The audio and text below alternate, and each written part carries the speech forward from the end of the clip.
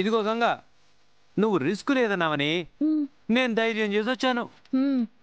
నీ ఫ్రెండ్ని త్వరగా కలిసి త్వరగా మాట్లాడి త్వరగా వెళ్ళిపోదాం. నేను ఇలా బయటికి తీసుకొచ్చాను. సార్ గారికి తెలిసిందనుకో, బాక్సింగ్ బ్యాగ్ ప్లేస్ లో నన్ను వేలాడదీసి నన్ను బాక్సింగ్ చేసేస్తారు. నువ్వు అనవసరంగా భయపడకు. ఈ గంగ ఏం చేసినా ప్లానింగ్ తోనే చేస్తుంది. మనం ఇక్కడికి వచ్చినట్టు అసలు రుద్ర సార్కి ఎలా తెలుస్తుంది చెప్పు? రుద్ర సార్ ఏమైనా మనకంటే ముందుగా వచ్చి ఇక్కడ ఎయిటింగ్స్ చేస్తున్నారా?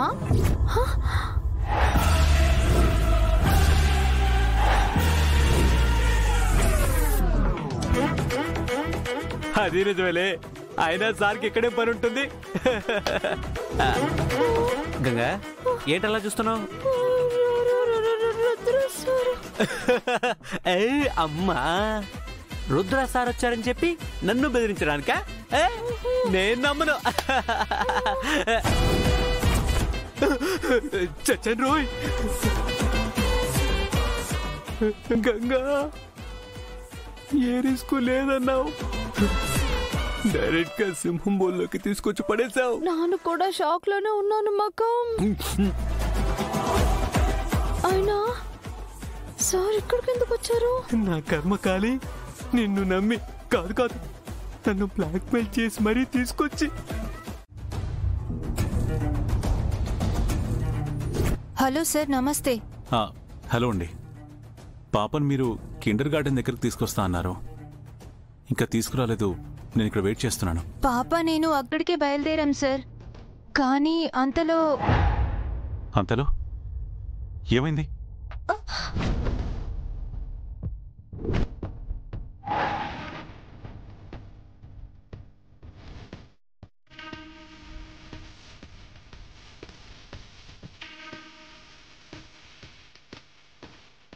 టెన్షన్ ఏం లేదు సార్, పాపకి కాస్త స్టమక్ అప్సెట్ అయింది అంతే.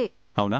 సరే, నేను ఇప్పుడే వస్తున్నాను. హాస్పిటల్కి తీసుకెళ్తాను. అక్కర్లేదు సార్, హాస్టల్లో పర్మనెంట్ నర్స్ ఉంది.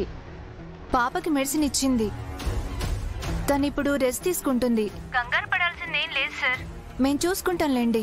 ఓకే, ఒకసారి నేను పాపతో మాట్లాడచ్చా? తనని సిక్ రూమ్ లో ఉంచాం sir. Sir sir sir sir sir sir sir please sir, ఒక్క నిమిషం నా ఫ్రెండ్ కాల్ చేస్తాను ప్లీజ్ సార్.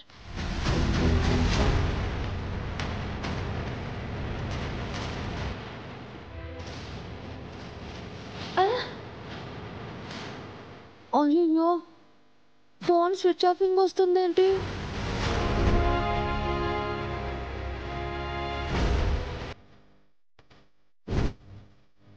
మకం సార్, నువ్వు సూపర్ మార్కెట్కి వెళ్ళు.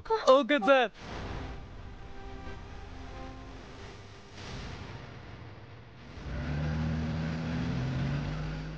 బతికాను రో దేవుడా.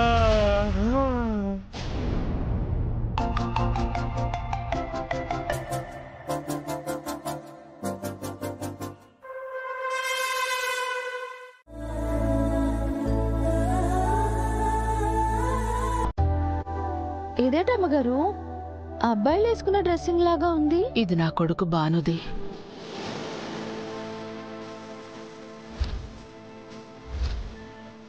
ప్రతి పండక్కి వాడికి నేనే బట్టలు కొంటాను. నేను సెలెక్ట్ చేస్తేనే వాడు వేసుకునేవాడు. ఇది వాడు చివరిసారిగా పండక్కి వేసుకున్న డ్రెస్సు. ఎందుకో తెలీదు, నాకు నిన్నీ బట్టల్లా చూడాలనిపిస్తోంది.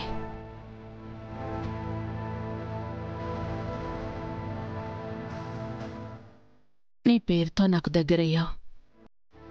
నీ ప్రేమతో నా కొడుకును గుర్తు చేసి నన్నే మార్చేశావు.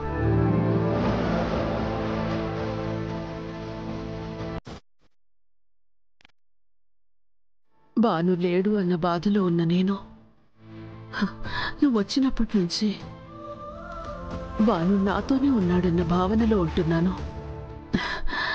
అందుకే నువ్వు ఈ డ్రెస్ వేసుకుంటే నీలో నా బానుని చూసుకుంటాను. అంతే కదా, ఖచ్చితంగా వేసుకుంటాను.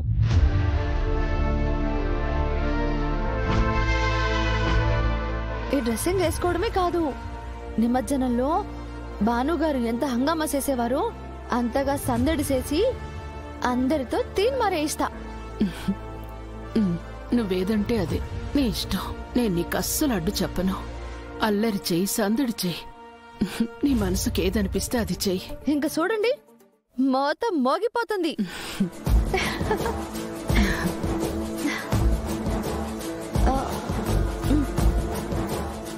పెద్దరు, నాకమ్మగారు భానుబాబు గారి బట్టలిచ్చారు, చూసారా?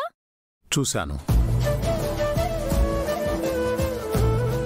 ఇన్ని రోజులు తను నీలో భాను ప్రేమను చూస్తుందనుకున్నాను, కానీ తను నీలోనే భానుని చూస్తుందని ఇప్పుడు అర్థమైంది. మొత్తానికి సాధించావు గడుగ్గాయ్. మీరు అట్టాగే చూస్తా ఉండండి. రుద్ర సార్ విషయంలో కూడా అమ్మగారిని ఇట్టే మార్చేస్తాను. మార్చినా మార్చేస్తావు, అసాధ్యురాలు కదా. అంతా గణపయ్య దయ.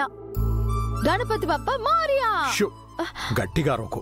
రుద్ర విన్నాడంటే నిన్ను నిమజ్జనం చేసేస్తాడు. ఇంకా ఇక్కడే నిలబడ్డావేంటి? తొందరగా రెడీ అయి రాపో. ఉదయం మావిడి డ్రెస్ లో వచ్చారు, ఇప్పుడు గంగకి ఏకంగా భానుబాబు గారి డ్రెస్సే ఇచ్చారు. ఇంకా నిమజ్జనం లోపు ఎన్నెన్ని మార్పులు జరుగుతాయో. ఎన్ని మార్పులు జరిగినా